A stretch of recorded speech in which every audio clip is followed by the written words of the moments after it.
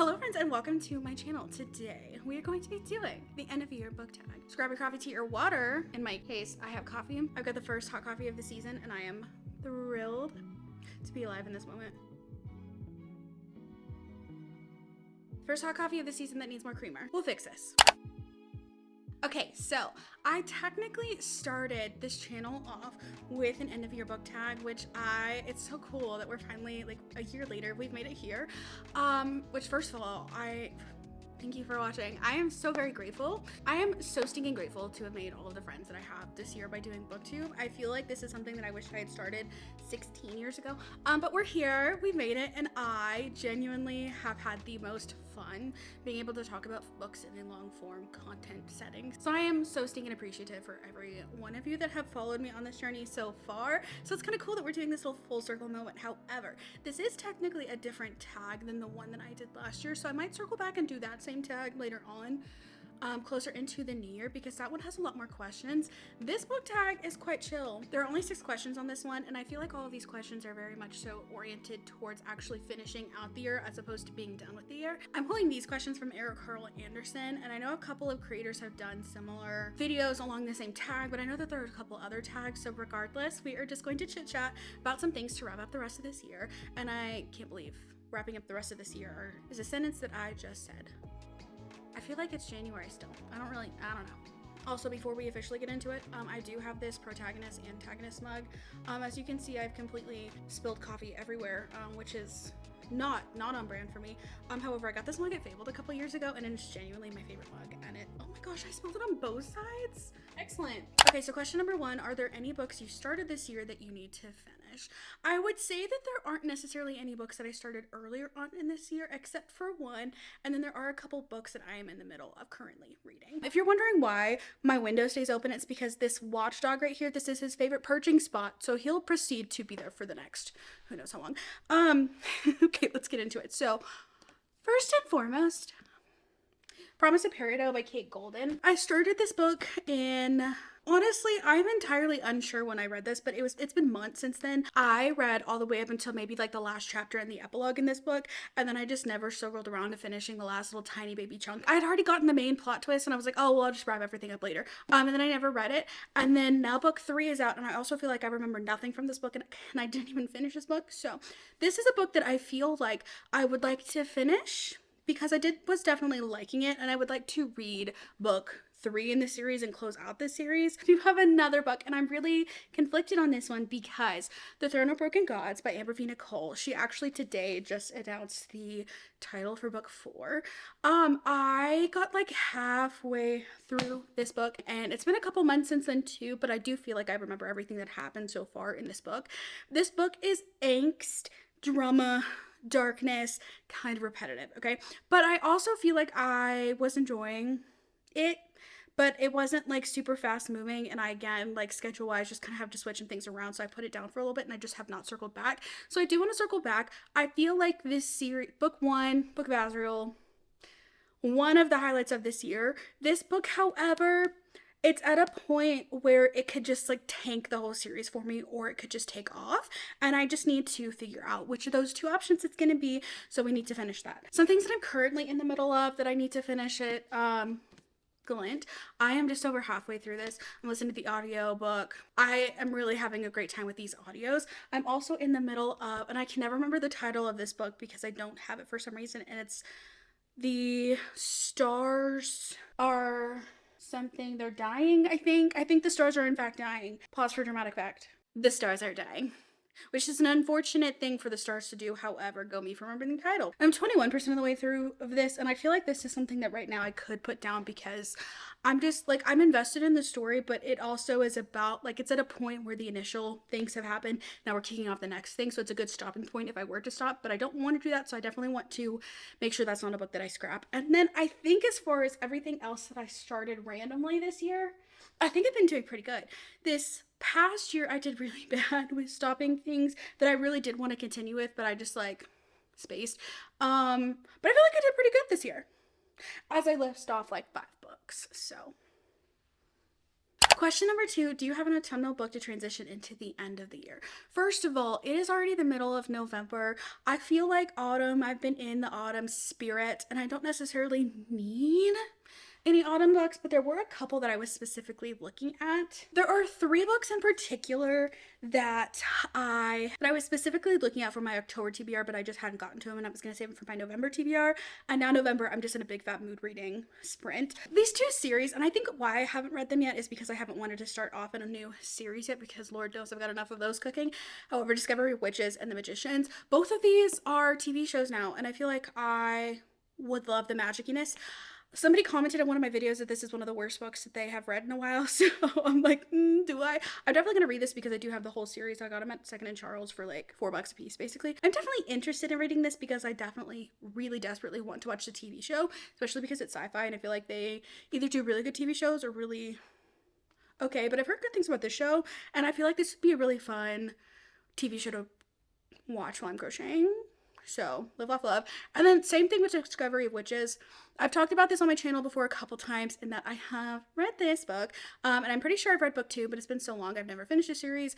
I remember really liking it, and I'm curious with my preferences now how much would I like it, because this was back in like 2017 maybe that I read it, and I am really intrigued by the concept of this, as well as I feel like the execution would be right up my alley, and I need to hard launch into it. I have specifically been saving this book for when I've been in a vampire mood. I'm in a vampire mood and I still haven't picked this up, and I think just because it's a standalone, and I do kind of feel guilty because I really want to read Children of Fallen Gods, which is book 2 in Carissa Broadbent's War of Lost Hearts trilogy, and War of Lost Hearts, War of the Lost Hearts.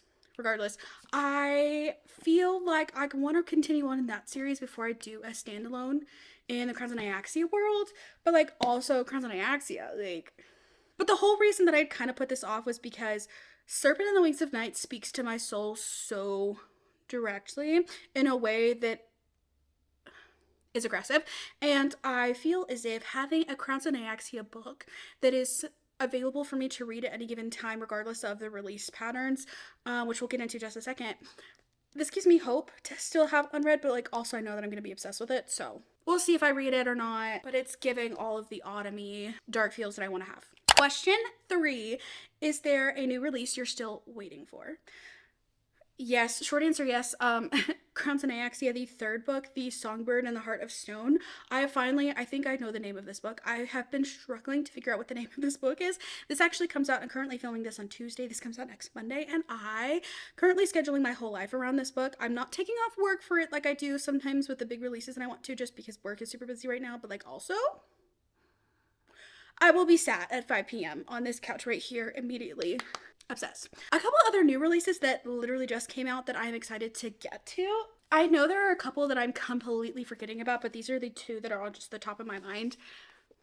Lost and Lassoed by Lila Sage. I last night went to Target, did a little bit of damage, got this. And oddly enough, the last book in the Play to Prisoner series, because they were out of stock on all of the other books. And it's also the buy 2 get 1 free sale at the moment, so obviously I had to get a 3rd book and I just grabbed that one. However, Lost and Lassoed, I feel like this has potential to be my favorite in the series. I've really liked the series so far. I've given them all 4.5 stars. None of them have been 5 stars, but I've really been into it. One of my friends is currently reading this, and she said that she's liking it so far, but just reading the tropes in this, I have a feeling that I'm going to be so obsessed with it. Secondly, The Courting of Bristol Keats by Mary E. Pearson. I have been waiting for this book like an absolute crazy person. Okay, that's a beautiful color. I was doing a read along more or less of her YA series. You have the Remnant universe technically, where it's made up of the Remnant Chronicles and then the Dance and Vow of Thieves duology. I had read that with a book club on Instagram. I'm never going to get the sticker off. Do I have hope to get the sticker off right now? Yes, this is a victory. Okay, we're refocusing and we're redirecting and we're having a great time. We did a read along with some people on Instagram, and I became absolutely just enamored with not only that universe, but her writing style. That is my favorite YA series of all time. I feel like Is that my favorite? I would say that was my favorite YA series that I've read as an adult. There are a couple things like, so like Aragon, obviously Twilight, also like Cruel Prince technically falls into that category, but of like bigger series, that really ranks up there for me. And so whenever she announced that she was coming out with a new adult fanro, I screamed very audibly, and I have had this, I didn't actually pre-order this, but I've had this mentally pre-ordered in my head for a very long time, and it actually released today when I was at Target last night. Target had put it on early, and I was like, I didn't think this was out yet. Come to find out, you're coming up with me. And so I have this book now. I am absolutely thrilled to get into this. I just flipped to a page where it said Harper screamed, and I also screamed. I've not updated the December new releases in my book journal. I've also not updated my book journal in a hot minute, to be honest.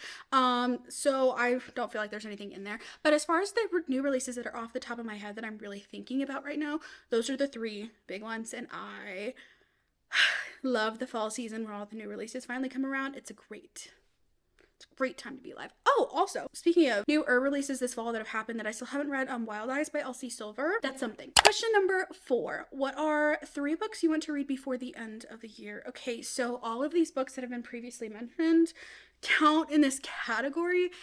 Specifically, I had an initial plan for all the things that I wanted to read this year, and then the plan has gone completely out the window, and I'm not mad at it because I've had such a fun time with just like chaotically doing whatever floats my boat at the moment, and I don't think that's a bad way to live, especially when we're doing something like this as intensely as we do get into books. It is a hobby at the end of the day, so like I like keeping it as a hobby as much as I can. However, I did plan out some things that I wanted to read this year, and then I have not gotten to a lot of them. So specifically, there are a couple things that are just like sitting on my consciousness that I desperately want to get to. I'm trying to limit myself to 3 here, and I genuinely can't limit myself to 3 here. I partially feel like, okay, hold. I really should bring my Kindle in here, but I fell asleep with my Kindle in bed, and I cannot find it in the sheets, and I know that they're somewhere, but I just haven't like looked around yet. So I need to use my eyeballs. Okay. So I do actually have a couple books specifically. Looking through my KU library, there are quite a few. Book number 1, Phantasma. Okay, I have had this built up in my head so aggressively and I just haven't had the time and space to dedicate to the magic that I know is going to be Phantasma for me. So that's solidly number 1. That's not really a 1, that's kind of a 2, but like number 1 is Phantasma. So number 2, Vows and Ruins by Helen Schurer. We all know how obsessed with Blood and Steel I am.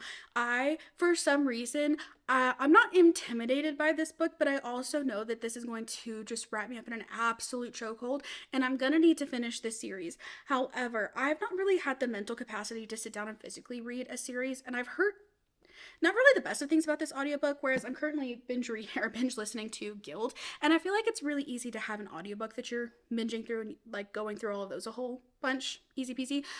Whereas for some reason there's just something holding me back from reading this, but I desperately want to get to it. I don't know why I'm keeping this joy for myself. This is a completed series. I don't know why I haven't gotten to it yet, but this is probably number 1 in the top 3 that I want to read. But I'm so excited about this world, and it's funny too because this book is only 516 pages, but I feel like I got through Blood and Steel really quickly, so I'm feeling good about that one. Where do I go from here?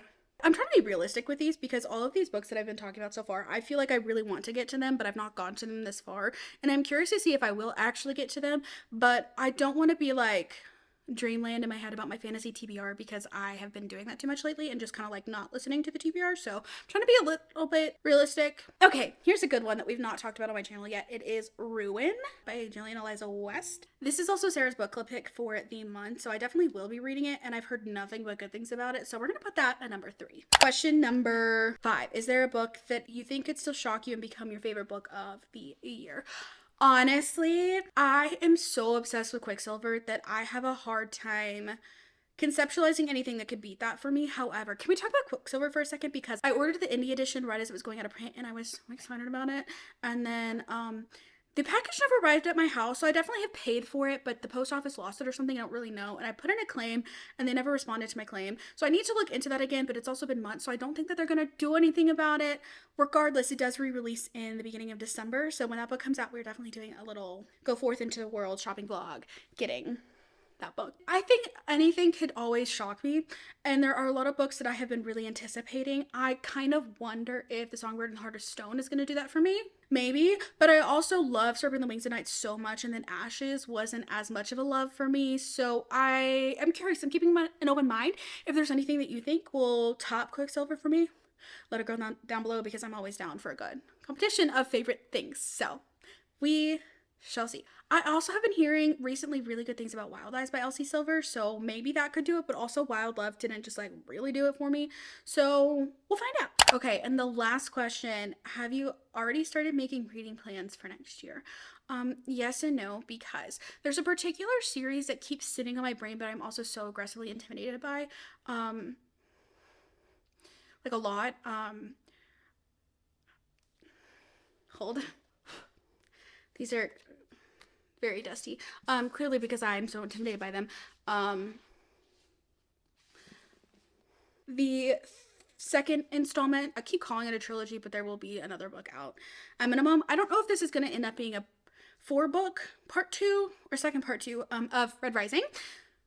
So Red Rising last year knocked my freaking socks off to the point where I was like, brain chemistry changed 100%, and it's one of my all-time favorite series now. Surprise, surprise, it broke me and I loved it. However,